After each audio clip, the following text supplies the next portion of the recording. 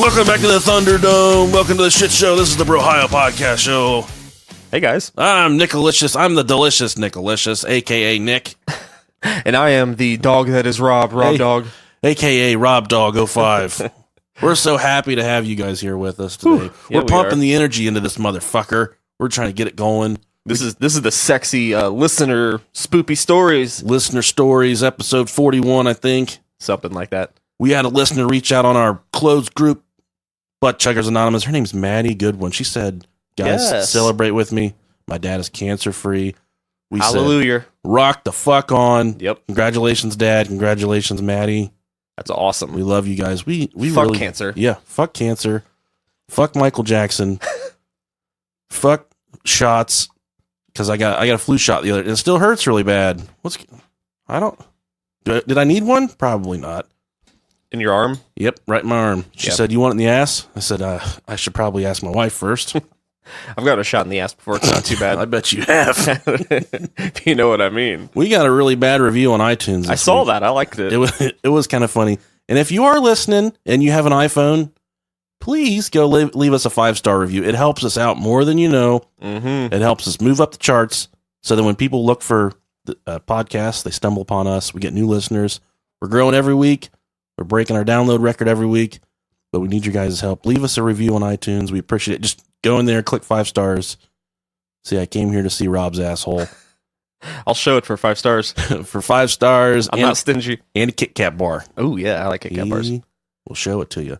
Yeah. Also, our buddy Eric Carr, he said that this kind of meant a lot to me. He said he's got a daughter and she's dealing with some congestive heart failure, and I can't imagine, man, having a little kid with just dealing with that. But he said he's listening to us in the hospital. It's helping break up the time, helping them get by. So we really enjoy developing the relationships that we do with you guys. I mean, it means the world to us, and it's unspeakable that someone would use us in a moment of comfort like that, and it means a lot to us. Absolutely.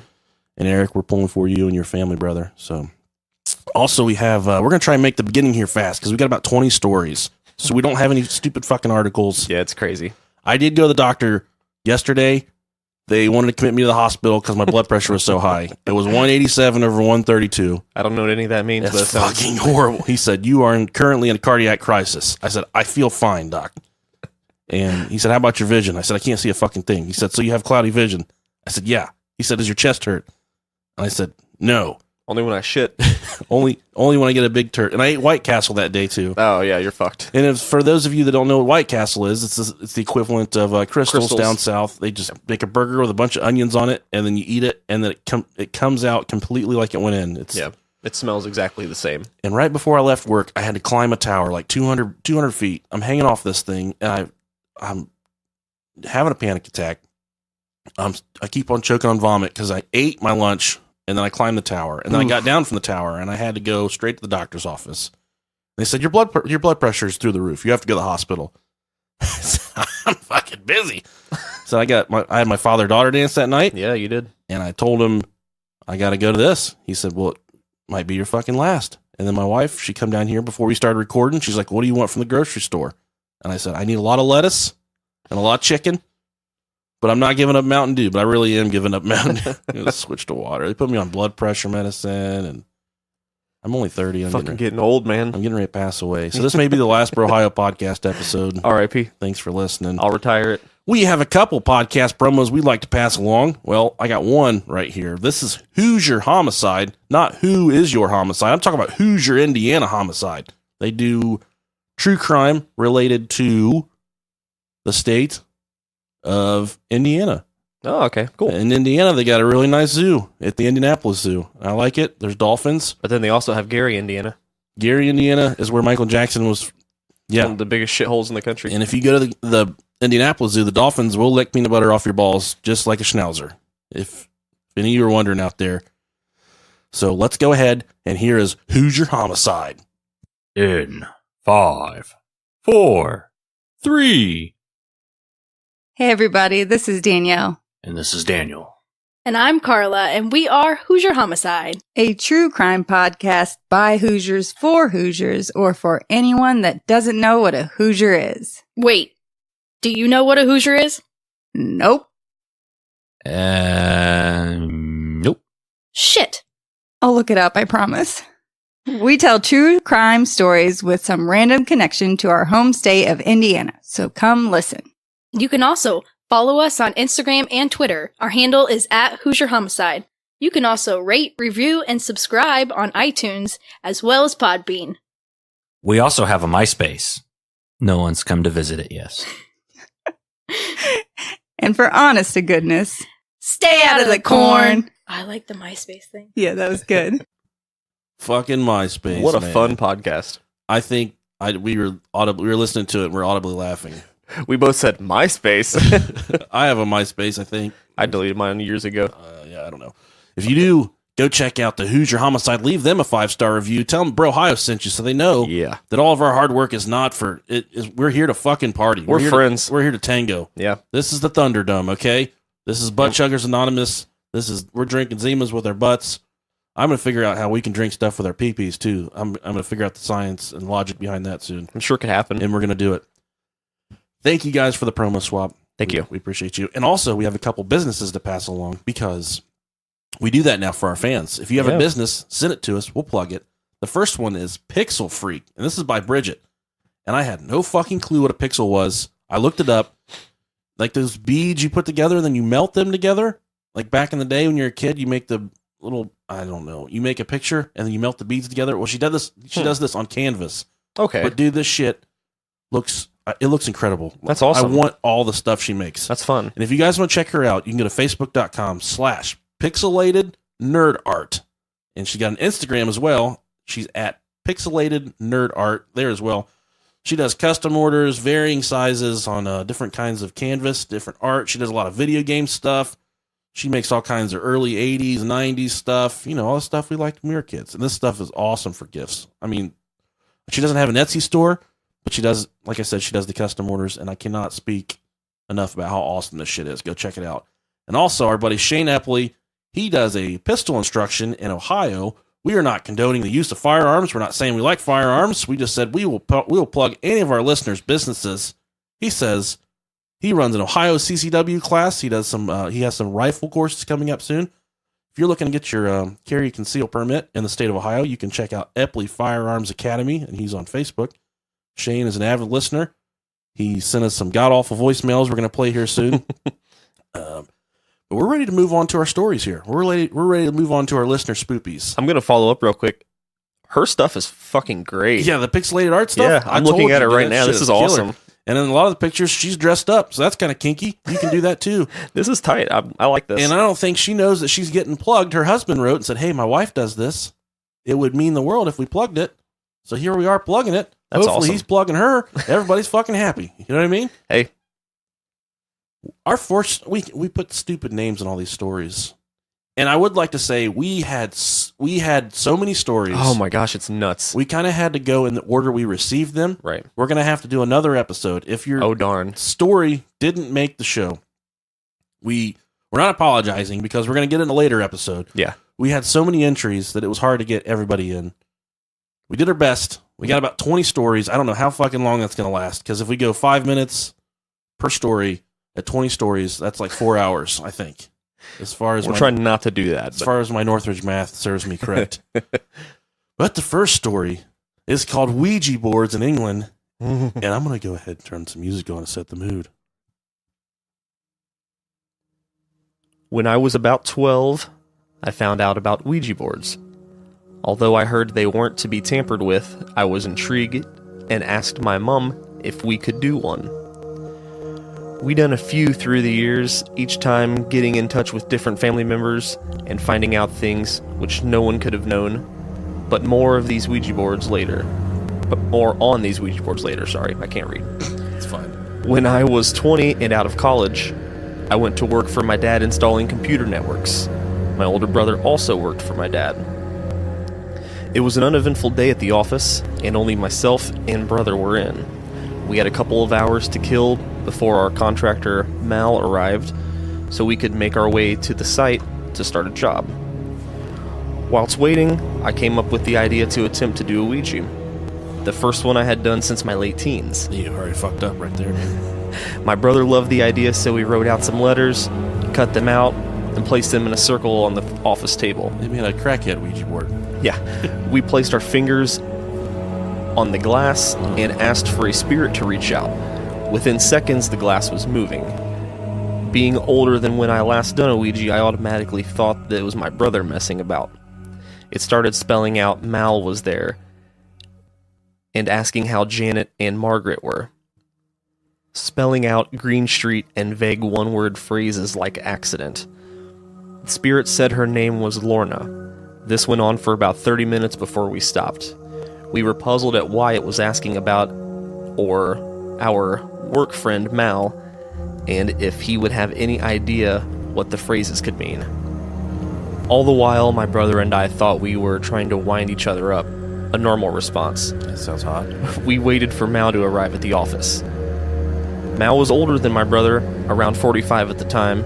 He looked like Super Mario, which was weird as his name was Mario. Mal. But massive. He had a natural broad physique, a bit like a bodybuilder who took shit from no one, but most of the time he was a friendly giant. He's very level-headed and at one point was Renault's top mechanic in the world before going on fixing aircrafts and eventually working for my dad. When he got to the office, we quizzed him about giving away too much of what the Ouija board had said. He went so pale, you could see him start to sweat. He told us that when he was a child, he used to be close friends with Margaret and Janet Hodgson, who lived just down the road from his flat in Green Street, Enfield. You know what happened in Enfield, right? Yeah, we do. Poltergeist. Do it. I can't do it. Old Bill. He told us how one time they were all done with the Ouija board at the request of Janet with two other friends who lived on the street. They got in touch with a spirit called Lorna. We were shocked when he said the name Lorna, as neither myself nor my brother had mentioned that the name of the spirit we got in contact with was also Lorna. His Ouija board became eerily aggressive and remembered windows flying open and the glass flying off the board and smashing against the wall. As a reaction to this, one of the other children ran out of the house and into the street, in which doing so tragically died when a car hit her. Soon after that, he said poltergeist activity started happening at Margaret and Janet's house in Green Street. He had first-hand accounts with the poltergeist when at their house. Marbles used to fly around the room and hit him, and large pieces of furniture used to move across the room before his eyes. By this time, me and my bro were speechless. I mean, what the fuck? We knew nothing of Mal's past at the time, so even if, as of some say, the messages on the Ouija board could be our subconscious, there was no explanation as how we could have known these details about him. Again, intrigued, my brother and I decided to do another couple of boards in the coming days, each time getting in contact with the same spirit, Lorna. By the time I was getting pretty freaked out as I read that getting in touch with the same spirit multiple times could mean they're trying to latch onto you. Don't do that. Don't let a ghost latch on you. Do not do that. Don't let a dog latch onto your leg, and don't let a ghost latch onto you. My dad knew nothing of the Ouija boards we were doing. He came into the office one morning and told us how in the middle of the night, the hallway fire alarm was going off. I was going to stay at my girlfriend at the time, so I wasn't around. My mom and him rushed down the stairs to see a huge ball of smoke confined in the center of the room with what looked to be like an outline of a small child in the middle. All of a sudden, the smoke and the figure disappeared rapidly into the ceiling above. God, jeez. The fire alarm stopped instantly. Hearing that from my dad made both of us unsettled, so we decided to go to a spiritualist. We found that in the village next to us there was a New Age shop where they do tarot readings, spiritual healings, all that crap. Not being a firm believer in psychics, we only went along as the information on the Ouija boards.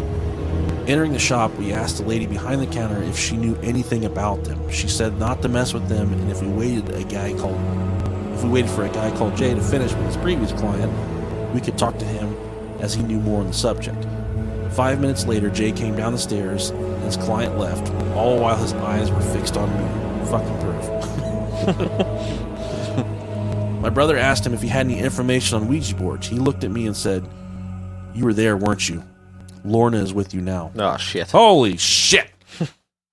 I have never been more freaked out. We couldn't believe it. He asked the lady in the shop to cancel his next 3 appointments so as he could perform a banishing on me. My brother and me went into another room where he lit a long black candle. Not cock. This is not me. This is the fucking writer, so please stop. and started reading a load of jargon from a big leather-bound book whilst waving a stick around me with a crystal in the end. This lasted about 45 minutes. After he told us that the spirit's presence was now with the candle, and that I should put it in a box with some sage and milk and bury it in the nature as soon as possible. He took us back into the shop and picked up a bangle and necklace made from different stones and said I should wear them for a few days for protection. He also gave me a book about protecting my spirit and purifying it. Each of these items had prices on them, but he didn't charge us a penny for any of it, including his time. A few weeks later, I woke up in the middle of the night at my girlfriend's by a phone call from my mom. She explained that all smoke alarms in the house were going off even though they weren't connected with no signs of smoke, and they had the fire service out. My mom said the fire service had confined the source to my room, but couldn't find what it was. And she asked me if I had anything in my room that could be making this happen. What was in my room? In a drawer? The fucking candle boxed up, just like a stupid fool. I hadn't got around to burying yet. The next day I told my parents everything, and they made me bury it in the woods down from my house. Whew. You goddamn fucked up right there. Mm-hmm. Thank you for that story. That's the Ouija board story. That's awesome. I think that's our longest one we have on here. You got to start with the marathon one. Yeah. Get their crotches creamy. Get them ready to go. Nice and spoopy. And this next story is called Shadow People in the Outback, and this is from Tom. Tom is a fucking kangaroo wrangler, and he's from the Outback there. Says, my name is Tom, and I'm from Brisbane, Australia. I've been listening to the pod for about a week or so now, and I'm almost up to date. I would like to share my paranormal story with you. So a few years ago, I was kind of living at my girlfriend's mom's place. What's a mum? Isn't that a flower? It is. Or is that the woman whose vagina you came out of? Yes. Yes. It's an older house that's on studs, so it's raised off the ground. One particular night, it was very windy, and you could hear the wind blowing through under the house. Anyway, we were sleeping, and I was woken up to the sound of the door latch open. So I lifted my head to see what was there, and as I did, I could clearly see the door was opening. It opened to about halfway, and then I saw 3 shadow figures walk into the room.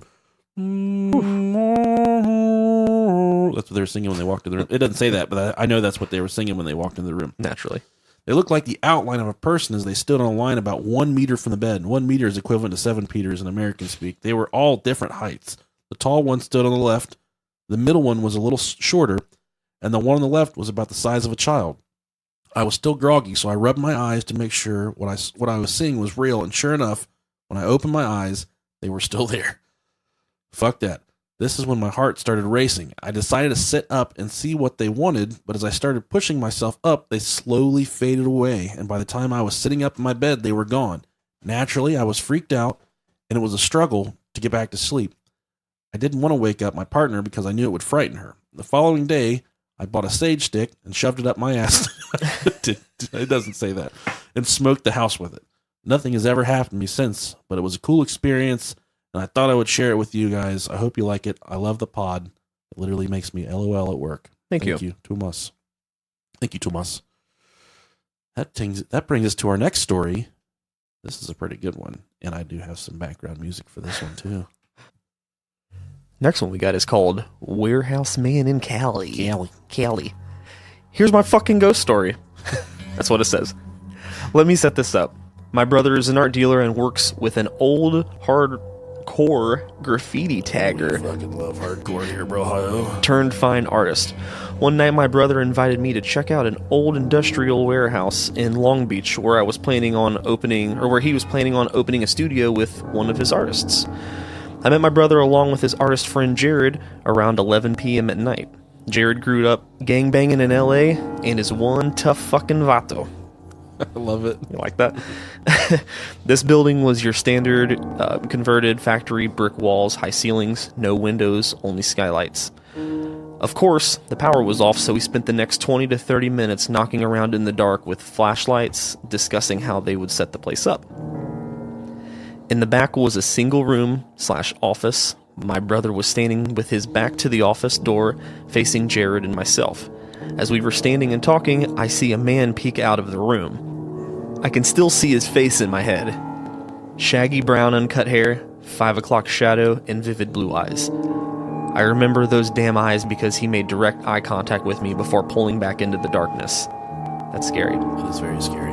I completely froze. We just walked that whole place and there wasn't a soul in there. That is when I realized that Jared saw him too. He instantly yelled, "Hey, motherfucker!" Hey, motherfucker! And ran straight towards the guy, nearly pushing my brother on his ass. Jared then stopped dead in his tracks in shock. No one was there. The three of us painted every corner of that room with our flashlights looking for some way he could have eluded us. The hair stood up on my body. The air became cold and buzzed around us as the realization set in on what we saw. My brother actually didn't see shit and was more in panic from our reaction. But seeing that person wasn't half as scary as what I was about to experience next. My brother and Jared backed away, insisting that we leave. I was in full agreement, but I stood there in that doorway trying to make sense of what I saw. As I stood there, an energy pushed through me like a gust of wind. I was instantly overtaken with anxiety, and my fear changed to overwhelming sadness. For that split second, I think I felt that spirit, and I carried him or whatever he left with me for days after. What the fuck? Best, Travis.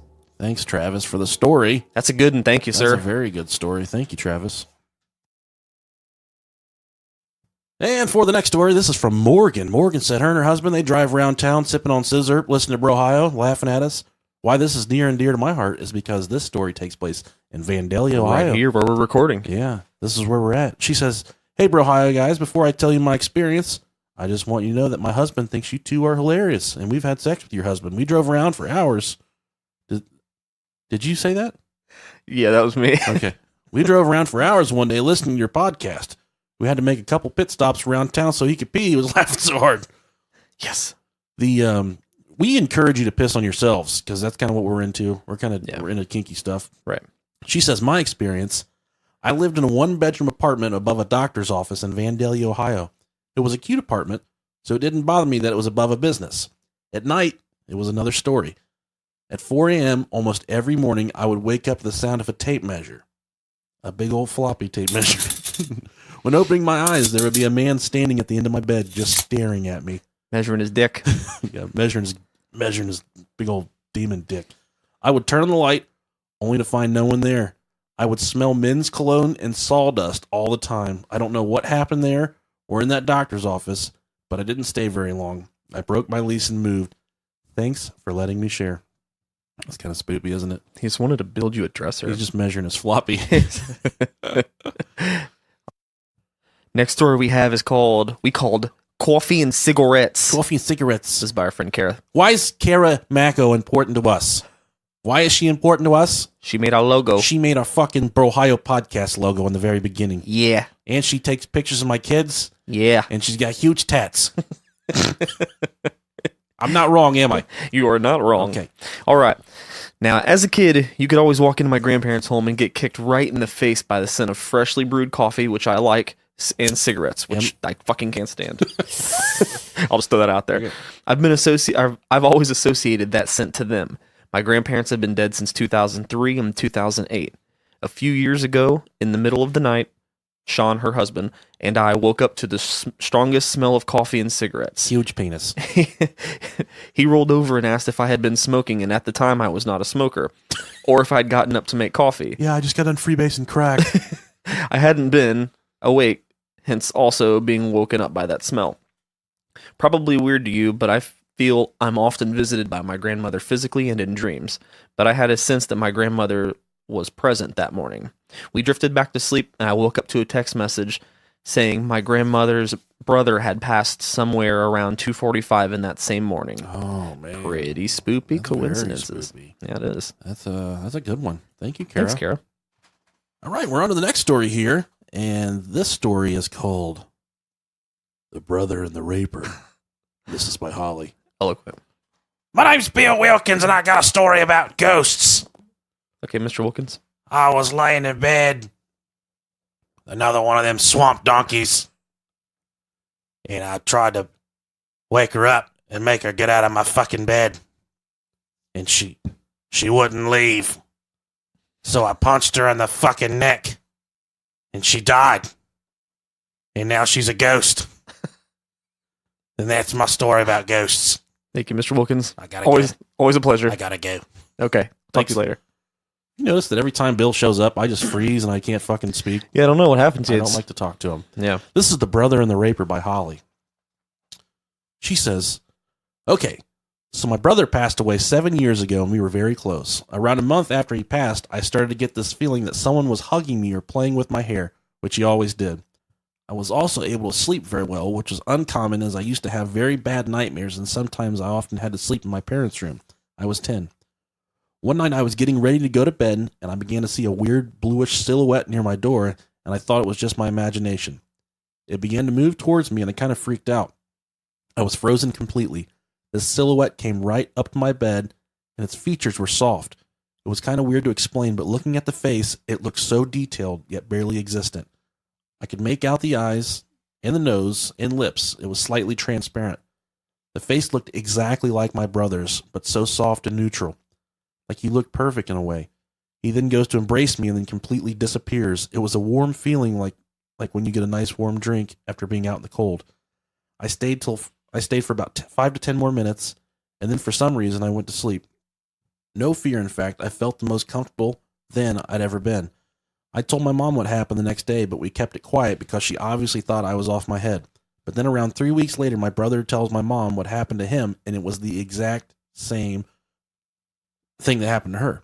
A week later, my sister says the exact same thing happened to her. Jeez. I often felt like someone was watching over me, but it was good, however, that leads me to my second story, which happened like 2 months ago. So as I was again in bed, spirits in beds, I'm telling you, man. And I tell you the frick not. I'm not sure where she's from, but she might be a 11-year-old middle school. I tell you the frick not, but all of a sudden, I feel like I'm being pinned down. But this is bad. It's really bad. I can't move at all. So my lights were turned. My lights were turned off, but I was on my phone, and I have electric lights around my room on, just to prove I didn't see anyone. My fucking bed covers start to tug off, like a pull from the side, and I was terrified. I then began to feel a tingling feeling all over my body, not like the sudden cold. It was something different I can't explain, and it was horrible. I knew this was something very bad, so I tried to scream and move. I couldn't really scream. I was more muffling. I couldn't open my mouth properly. I tried to do anything so that I could move like it felt like I was caged or being pinned down. I jolted really hard, and whatever it was let go or something, and I was able to move. I have no idea what it was, but I was talking to my mom about our house. It's around 100 to 200 years old, and she was talking about how one of the first owners was this horrible man who used to rape little girls, and he killed his wife by pushing her down the stairs. I had not told her about what happened. I still have it, and I can tell when my mom's telling a fib. Thank you for the story. That's awesome. We're glad you weren't raped. Yes, very. Unless that's what you were looking for. Sorry it didn't work out, but ultimately we are glad you were not sexually assaulted by this ghost. Thank you for your story. Thank you. In this next story, I'm going to let Rob take it, but this is from Amber at Shamblefest. Yeah. She's a fellow podcaster. She's on the Butt Chuggers Anonymous closed group. You can check out her podcast called Shamblefest. All right. And we called this one The Ring. One ring to save them all. When I was around 4 or 5 years old, my parents bought their first house. It was a brand new construction, so you wouldn't think there would be any hauntings or anything weird. Fast forward a few years. It was December. I was probably around 8 at this point and had been in the house for a while. My parents and I were doing the pre-Christmas clusterfuck of bringing all the decorations down. And what a clusterfuck that is. Oh, God, it sucks. It's the worst part about it. While we pulled all the festive shit, my parents passed me boxes, etc., so I stood on the stairs about eye level with the actual opening. I noticed there was a gap in the wood by the opening, and was poking around it the way a curious kid would. In this weird gap in the attic opening, I found a ring. It was a small, solid 14-karat gold ring that was shaped like a heart with the letter K in the middle. I immediately lost interest in Christmas decorations, feeling like I had a mystery on my hands. My parents wrote it off as just random oddity, noting we don't have anyone in our family whose name begins with the letter K. They told me I could just keep it and maybe make a friend at school with the name with the K name and give it to her or something. Go find someone. Go find a new friend named Karen. Go get a friend. And then if you bring Karen here, tell her we're not feeding her because we don't feed the whole fucking neighborhood. That night I lay down to go sleep. A child insomniac, I laid there, hearing the rest of the house slip into sleep. I started hearing weird creaking, which turned into what sounded like someone slowly opening and slamming a creaky door somewhere in my house. This happened for around 10 minutes straight, repeatedly. I finally gathered up the courage to get up and try to get to the bottom of the noise. I walked down the hallway to complete silence, made it to the kitchen. All of the cabinet doors and drawers were wide open. Fuck that. I lost all of my shit and ran to my parents' room. I showed them the kitchen, and in typical horror movie fashion, they blamed me and told me to stop trying to make a ghost story out of it. That weekend, I went to my grandmother's house and told her what had happened. She told me to bring her the ring and that she'd keep it safe. I'm sure it was just an attempt to make me feel better. Not even a few weeks later, my grandparents both began encountering shadow people around the house. As a young adult, I moved in with them to care for my grandmother after she was diagnosed with cancer. Once again, fuck cancer. Fuck cancer. And I saw them too, usually 2 to 3 times a week. She has since passed, and the ring is still in her untouched jewelry box that no one has the heart to open, and my grandfather confirms there is still a presence in the house, and sees the shadow people, usually standing at the foot of his bed. I also had multiple shadow person occurrences there, including a 6 to 7 foot tall gold shadow figure that touched my leg when I was lying in bed when I lived there briefly. And when it's a fucking gold shadow figure, you got to let them get whatever they're trying to take. That's like finding the golden ticket. He just wants to rub a leg, man. That's going to be the best ride you've ever taken, Shamblefest. Story of my life. You just got to pull them butt cheeks way far apart and just let it go. A lot of butt smacking, ball flapping, doing the do going on right there. Mm-hmm. Thank you for that story. The ring. It's from the ladies at Shamblefest. Yeah. And this next story is from Kevin, and this I've entitled Getting in Them Panties. Getting in Them Panties. When I was around 19 to 20 years old, I went to the Outer Banks with a female friend. We had a mutual friend that was staying there for the summer in some type of theater arts camp. And that's how you know she fucks if she goes to theater arts camp. She has since gone on to perform on Broadway. Ooh, she was there to perform some play about the lost colony of Roanoke. Ooh. I think we should cover that sometime. I do too. I knew absolutely nothing about it, any of it. So I want to let you understand my mindset as I set out on this journey. I was young, dumb, and full of cum. In my mind, I was going to the beach for 4 days with a really good chick friend, and all I was thinking about was smoking weed and trying to get all up in her pants. My dude. In the panties. I didn't know anything about the lost colony. I'd never heard of it. Never heard of her. Never heard the story. I always say that. Never heard of her.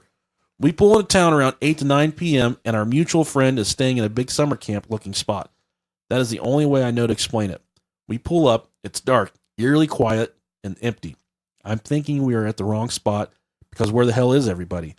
We sat there for 30 to 45 minutes kind of walking around looking for her. Anyone, for that matter, that can verify if we are in the right place. This entire time, I'm feeling this uneasy, creepy feeling like someone is watching us. Someone is present. Spiritually, something isn't right. I thought to myself, maybe you're just really high. Maybe, I don't know. Naturally. You're supposed to put the edibles in your asshole? I think I fucked up. We eventually found our friend. She was performing the play as they did every night for like 3 months. Again, I knew nothing about this lost colony. This feeling was so prevalent that I mentioned it to both of my friends. They shrugged it off and thought nothing about it. Again, I smoked a whole lot of weed as a young gentleman. We hung out 3 to 4 days going to the beach, etc. Never got in them pants either. That's the sad part of the story. Fucker. Well, at least not in this trip. Oh, I would eventually pack her shit in multiple times later in life. Oh my God. Well, congratulations to you, Sah. This feeling lasted the entire time we were there at the cabins. It's a feeling I can't explain. I just felt it. At one point, I swear I saw an Indian man. Headdress and all, standing just below the deck of the cabin, only to be there 1 minute and gone the next. Fucking quit. Mind you, again, I knew nothing about this area. I didn't know the history of this town, the story of the colony, nothing. If we learned it in school, I don't remember it. So, on the last night we were there, we went to see our friend perform in the play. I'm not much in theater at all. I was an athlete my entire life. I played baseball in high school and in college, so that was my life. I ain't got no time for the history of our country. Unless it may eventually lead to me getting laid, then I pretend to give a shit. Much like that evening. I digress. I love the play, like, for real, loved it. Thought I might even be some kind of gay for liking it as much as I did. That's fucking hateful. During the play, they told the actual story of the lost colony of Roanoke, about the Indians. Should I put the Indian back in right there? No. Okay. That the Indians, they have killed these original settlers. I was so into this shit on the edge of my seat. Turns out the cabins I mentioned earlier are built on top of the Indian land and right next to the American Indian burial grounds. Of course. They're always fucked. The Indians always fucked shit up. Yeah, they do. I mean, we fucked some stuff up for them. They definitely fuck some shit up too, as far as like the paranormal afterlife. Right. All this is now making sense. I believe that feeling, the one I still can't explain, was very real. That ghost Indian in the headdress, real. I've now told this story to 4, maybe 5 people. Well, now you've told this to like 100 bazillion thousand 506. 4 or 5, maybe like 7 now. 5 people in my life, and I still can't describe exactly what I experienced. But I do know a few things for certain. I finally got in my friend's pants. Yeah, buddy. I smoked a whole lot of weed. Yeah. I definitely had a real paranormal experience. Thank Awesome. you That's a good one. for the story. Thank you very, very much. Let's go to the next one. We graciously titled this one, The Lady in the Sack. You didn't say it right. This is from Jeff. It's Oh, okay. The Lady and the Sack. That's pretty eloquent. I like that. Yes. This one, he sent this a long time ago. And this Okay. one scares the fucking shit out of me. Ooh, Okay? nice. That's pretty sexy. I like that. Awesome. Go. All right. The first actually happened to my brother and I when we were 4 and 7. He's 3 years older. We were playing Super Nintendo upstairs in our room. We heard our mom call us over to the staircase, sorry. She asked if we wanted to play a game. Of course we said yes, and she started throwing pillows up the stairs. The weird thing was that she had a mesh sort of bag over her head and a bunch of blush on. After about 5 minutes, she said she had to leave, so we went back to Nintendo. A few hours later, we told Mom we had a lot of fun playing, to which she was visibly confused and concerned. I never did that. Why would I throw my good pillows up like that? To this day, she swears that she didn't ever do this and thinks that Zach and I shared a dream somehow. Yeah, it fucking scares me because I think about this like woman with a mesh bag in her head and like a bunch of makeup. Maybe it wasn't a mesh bag. Maybe it was a veil, like a dead bride type thing. It's Just weird. walking around playing with these kids. I don't like it. Yeah. Next one. I was working up at Riverside Hospital in Columbia. One night on my way to work, I was on the phone with my mom catching her up on my life, and I screamed and was freaking out. On the side of the road, I saw a creature about 8 foot tall.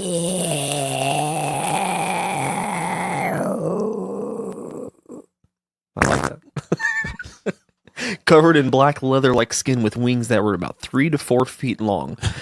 Who's scared of the big monster? Who's scared of the monster in leather? It was a human body aside from the legs that were sort of bowed, kind of like centaur's legs. I locked eyes with this thing for about 2 seconds before it started to run and fly away. I looked it up once, I got it to work, and realized a lot of people had seen this thing between Ohio and Pennsylvania. That's kind of scary. Yeah. The scariest part about that whole thing was it was in black leather and its legs are bowed. Like it just fucking gets it in all the time. Just BDSM Mothman. Yeah. This next one is called The Nacho Lady, and this is by Jacob. So we need some nacho music. Get it? There you go. Yeah. Nacho music.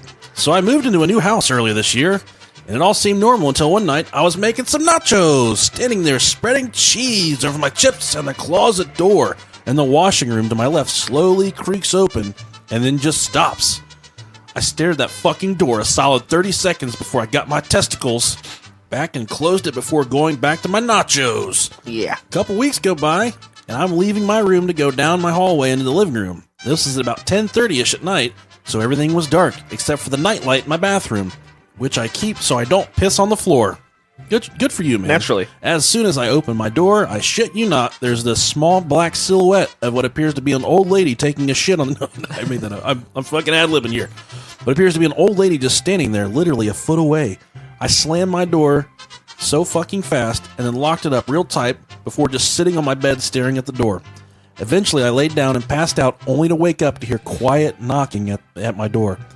The knocking continued a couple of nights after that, before everything weird ceased to happen. About a week after everything calmed down, I realized I had seen the silhouette before. A few years ago, I was at my grandma's house. I had to take a piss, and the closet bathroom was in a room connected to her hallway. I entered the room and turned on the light switch, only to see a black silhouette of what appeared to be a hunchbacked old lady. And the moral of that story, all this stuff was happening to him when he was stuffed full of pee. So keep your pee regulated, and you're not going to see the hunchback woman on the toilet. Yeah. Unless you want to see him. And we got another story here for you. Rob's going to get this one. Yeah, good old Jimbo. Thank you, sir. He's an avid butt chugger. Yeah, he is. Very avid. We love you, Jimbo. Yes, sir. My sister and I were playing around just before bed one night. I may have been 8 or 9 at the time. We gotta stop. Is this a bad story, or is this like a? Because every time I played around with my sister before bed, never fucking happened because I don't have a sister. You sick-minded fucks.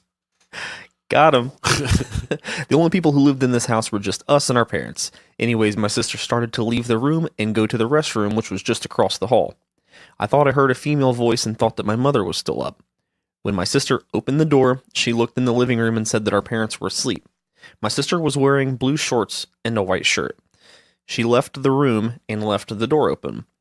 I could not see the door to the restroom, just the light on the wall next to the door. So I could tell and hear when she closed the door. As soon as she closed the door, a little girl walked across the hall to a back bedroom. She had on like a long red sleep shirt. She had long black hair that just covered her face. As she walked past my door, I tried to communicate and say hi or hey, but she just kept walking to the back of the bedroom that was basically a storage room. I know the door was closed, and I've never heard the door open or close. Or I never heard the door open or close. A few minutes went by, and my sister came back to the room.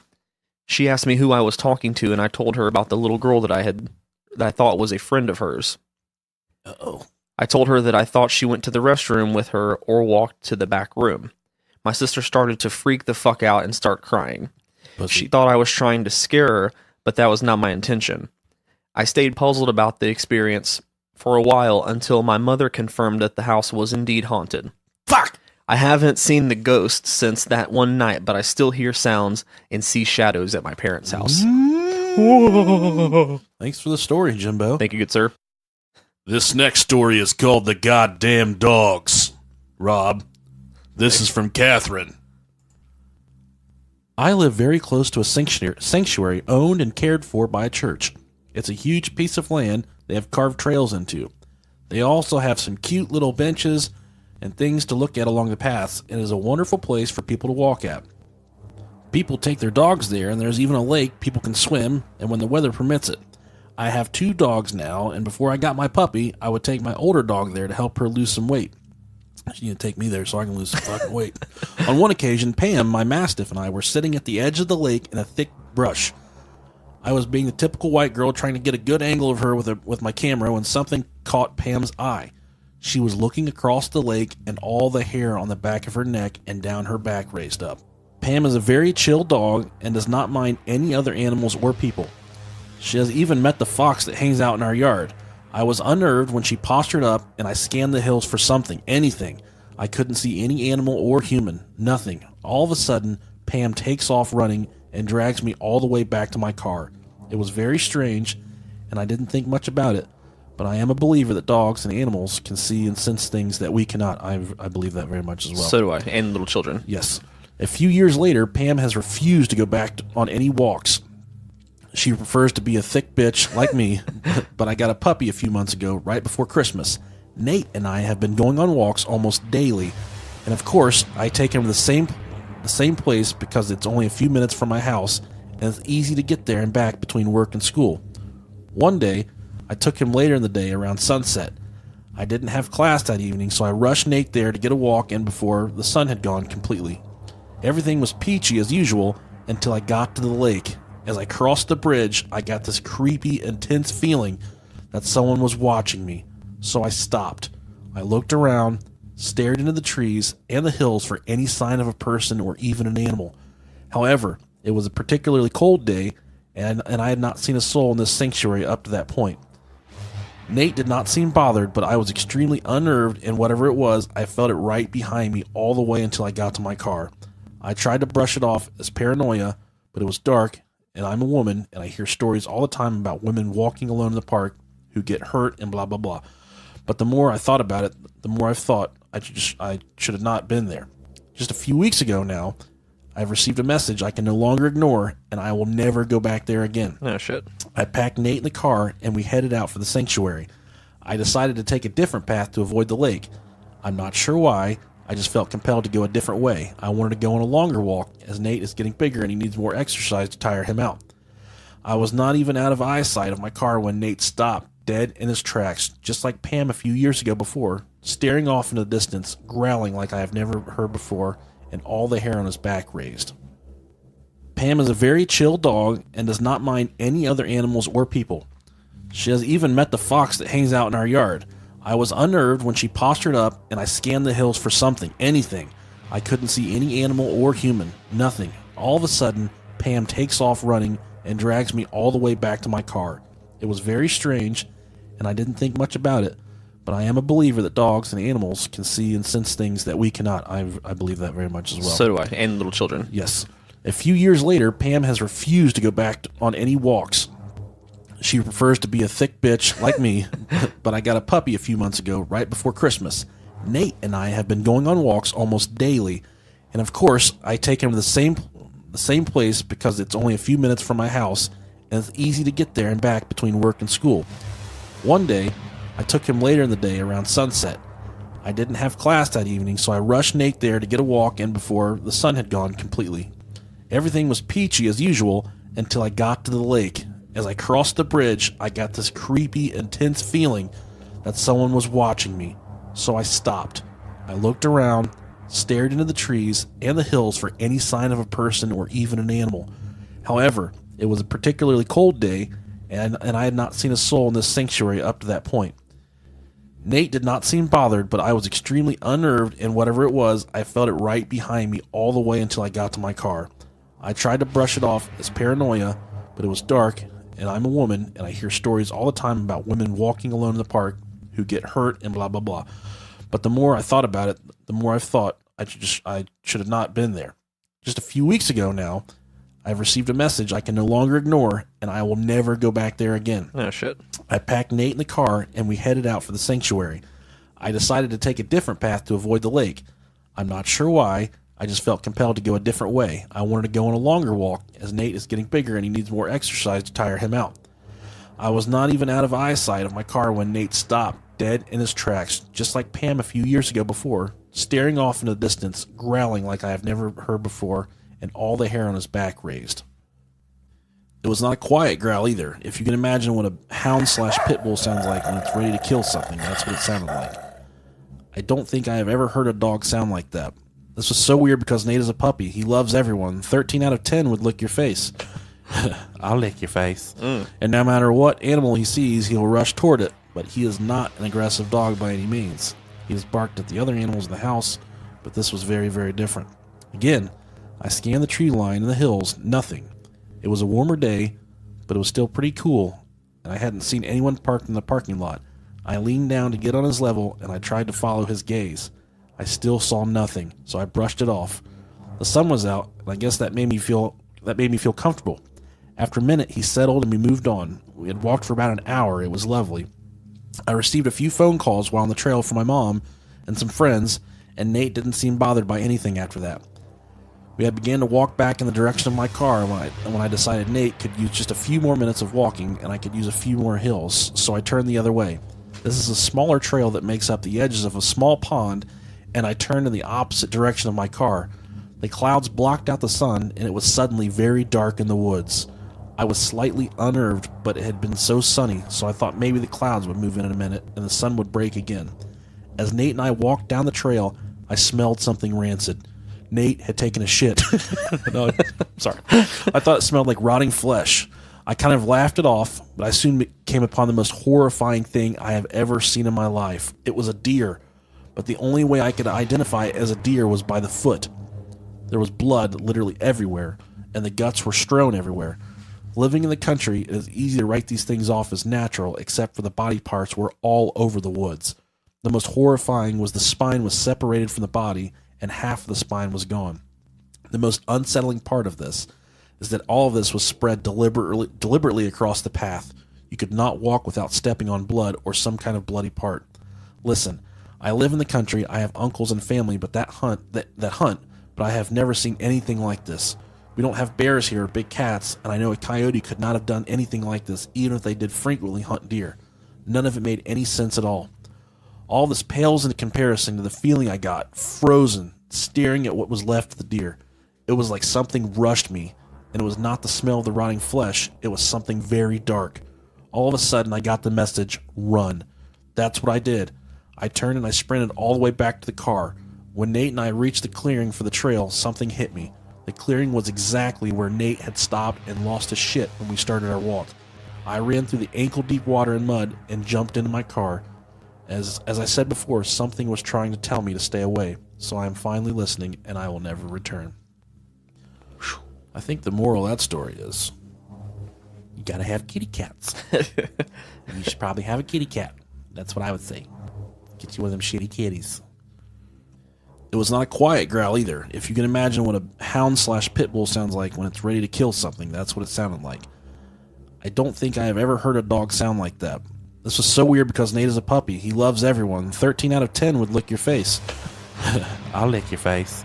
And no matter what animal he sees, he'll rush toward it. But he is not an aggressive dog by any means. He has barked at the other animals in the house, but this was very, very different. Again, I scanned the tree line and the hills. Nothing. It was a warmer day, but it was still pretty cool, and I hadn't seen anyone parked in the parking lot. I leaned down to get on his level, and I tried to follow his gaze. I still saw nothing, so I brushed it off. The sun was out, and I guess that made me feel comfortable. After a minute, he settled and we moved on. We had walked for about an hour. It was lovely. I received a few phone calls while on the trail from my mom and some friends, and Nate didn't seem bothered by anything after that.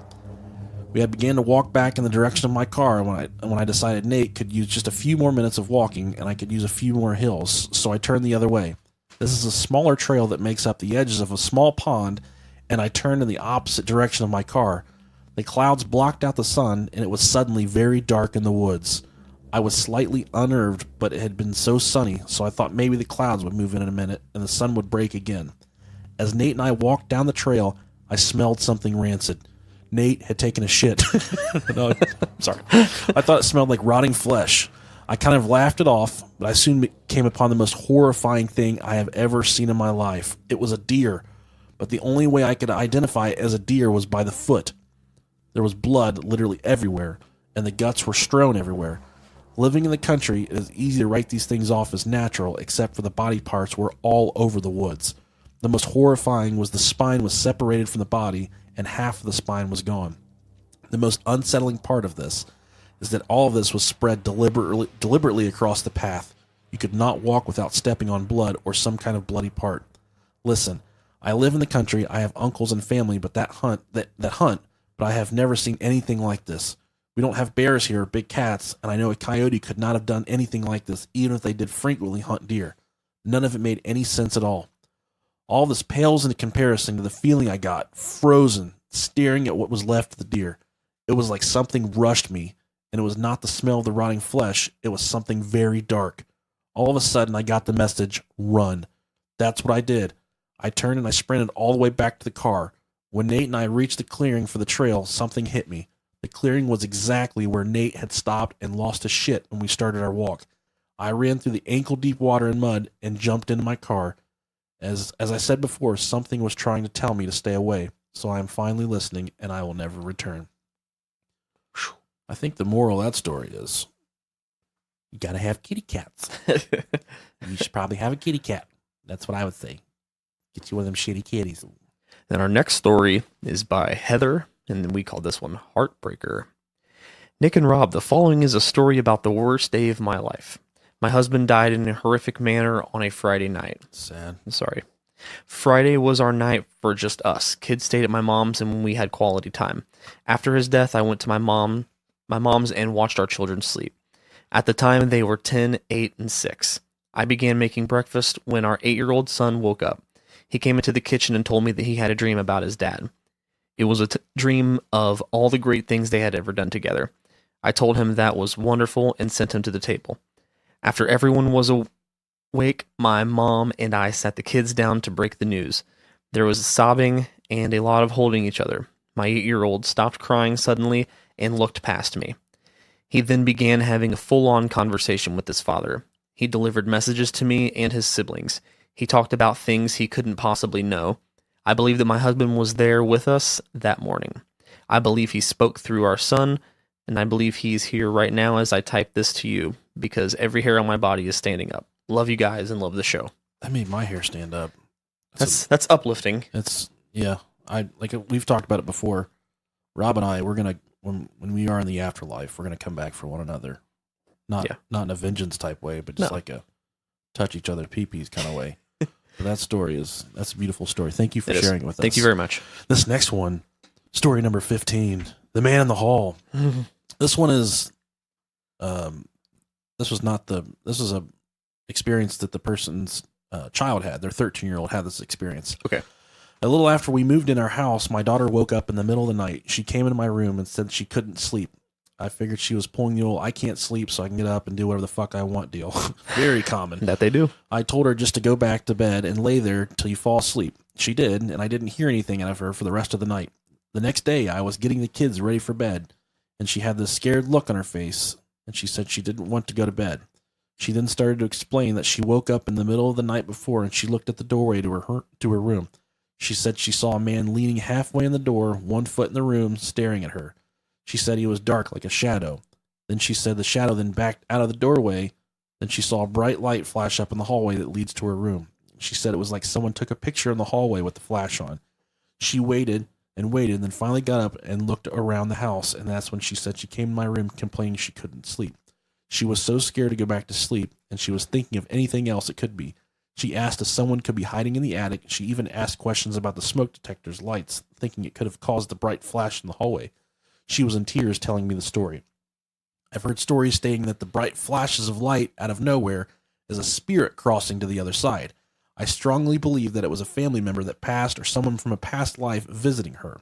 That's exactly what I told her it was. It was a rough couple of nights after that, trying to get her to go back to her bed. She's gotten a little better with it now and has even seen him at least 3 more times since then. She said she stands in her doorway, that he stands in her doorway, and when she wakes, she sees him leave. She had not seen the flash of light because she immediately turns over and covers her face and goes back to sleep. That's sad. That's kind of scary. Yeah. It's kind of spooky for sure. Very. On to the next one. This is a really fucking scary one, and I've entitled this one the most fucked up shit I've ever heard in my life. So I'm gonna let Rob read it. This is a little long one. This is from Caleb. Yeah. So my name is Caleb O'Neill, and I've been dealing with the paranormal since I was about 9. I'm now 20, and I still experience stuff on a weekly, if not daily basis. The story to begin with is how I got to the little ghost girl that follows me everywhere named Ide, or pronounced Idie. There you go. My brother and I were playing hide and seek around the house like any kid would do. I was 9 and he was 11. My parents worked a bunch at the time, so my brother was always stuck watching me. I was it, and my brother went to hide. We had upstairs that was off limits to us, our own rules due to its already creepy fucking nature. And so my brother went to hide, and when I went to look for my brother, I started wandering towards the bathrooms, usual hiding spot for my brother.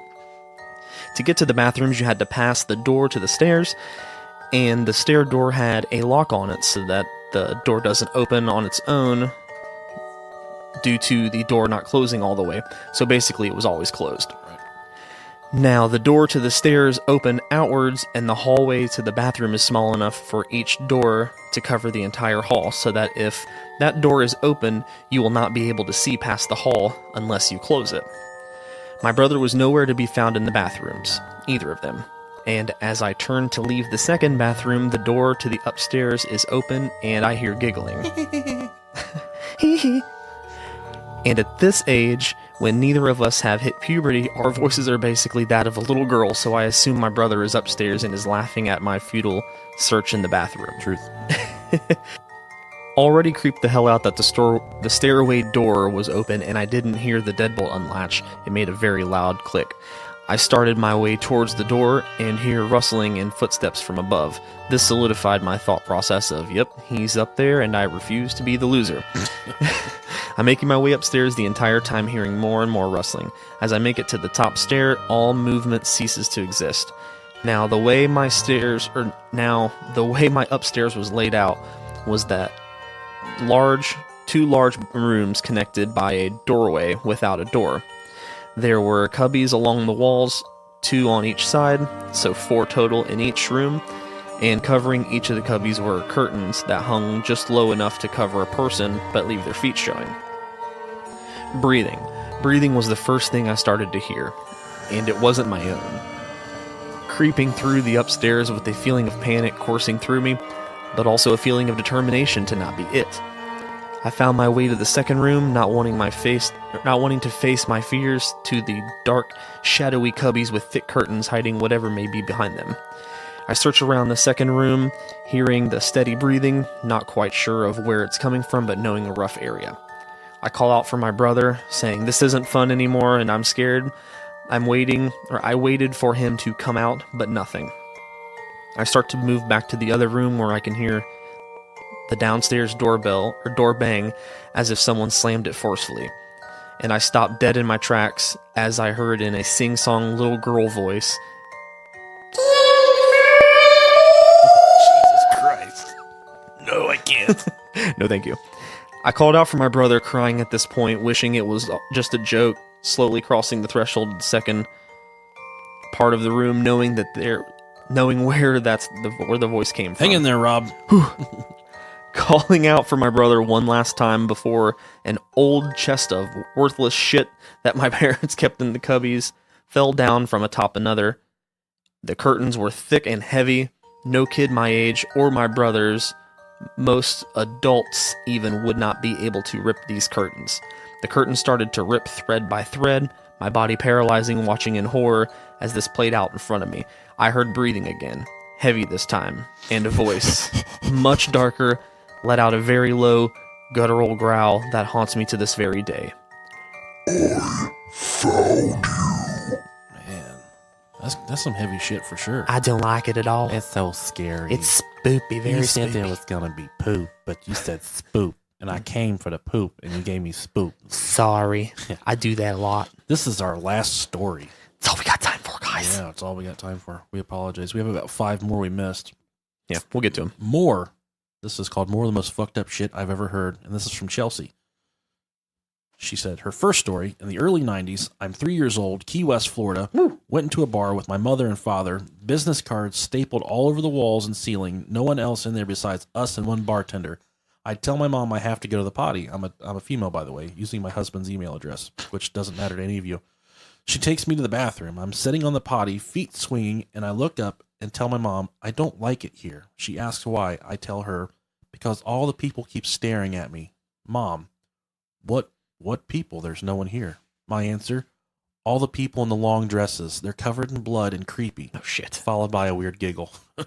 We later find out from a local that the bar used to be the city morgue in the 1940s. Jesus Christ. Oof. I, to this day, 27 years later, remember being in a bar and the business cards were everywhere and all these bloody people in long flowy dresses that kept staring at me. That's crazy. It's crazy. Her second story, 2008, I had 3 miscarriages in previous years, currently very early pregnant with twins, like 7 to 8 weeks. I got in a car accident. I blacked out, saw my deceased Uncle Corey standing in front of me, and he said he's okay. I woke up a few moments later, pouring blood from the nether regions with horrible cramps. I went to the ER. I had lost one of the twins, but the other had survived. Eventually, I gave birth to my son 3 weeks early. Corey, born on April 11th, exactly 7 years to the day after my Uncle Corey died. Wow. Sorry about your miscarriages. Yeah, that's rough. That's beautiful. Thank you, Uncle Corey. Yes. And that's our Spoopy Listeners episode. Thank you guys so much for tuning in. We'll do another one of these bad dudes. We have to do another one because we missed so many of your stories. It honestly took days and days to weed through all these. We were getting like 2 or 3, like an hour. Yeah, it was crazy. It was wild now. Yeah, it was nuts. Wild now, bro. Thank you guys for your submissions. Yeah, and if you do like us, go rate us on iTunes. Yeah. We're coming at you next week. I don't know what we're doing. Yeah, we'll talk to Rob about that. We'll figure it out. I'm thinking probably one of these Patreon pledged episodes. Yeah. So, I don't know. We'll find out. Love you guys. Thanks for listening. We love you. Bye.